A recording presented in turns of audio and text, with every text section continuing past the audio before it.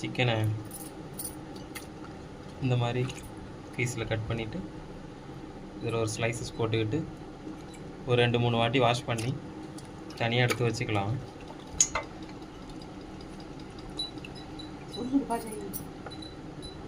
இந்த மாதிரி லெக் பீஸ்லாம் பிரியாணியில் கிடைக்கிறது ரொம்ப அபூர்வம், பார்த்து எடுத்துக்கோங்க.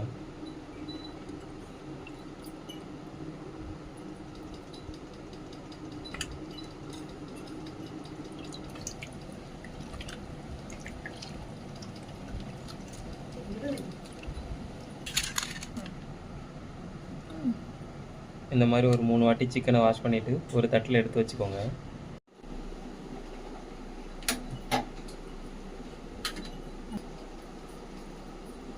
தேவையான அளவு முதல்ல நெய் ஊற்றிக்கலாம்.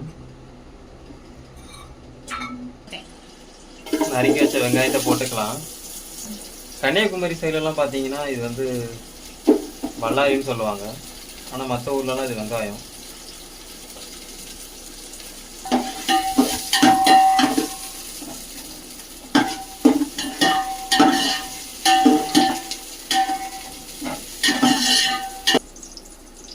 நறுக்கி வச்ச பச்சை மிளகாய் போட்டுக்கலாம்.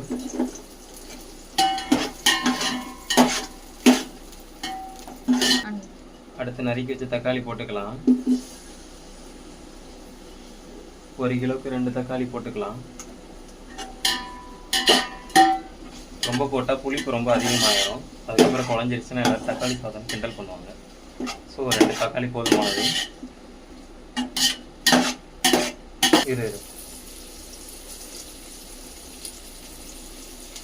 பிரித்து வச்சிருந்த மசாலா பொடி தூவிக்கலாம்.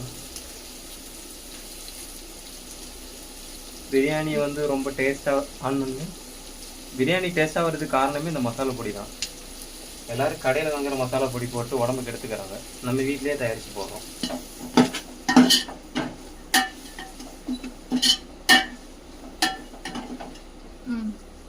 அடுத்து அரைச்சி வச்ச பூண்டு,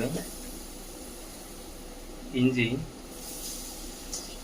எல்லாத்தையும் போட்டு ஒரு கலர்.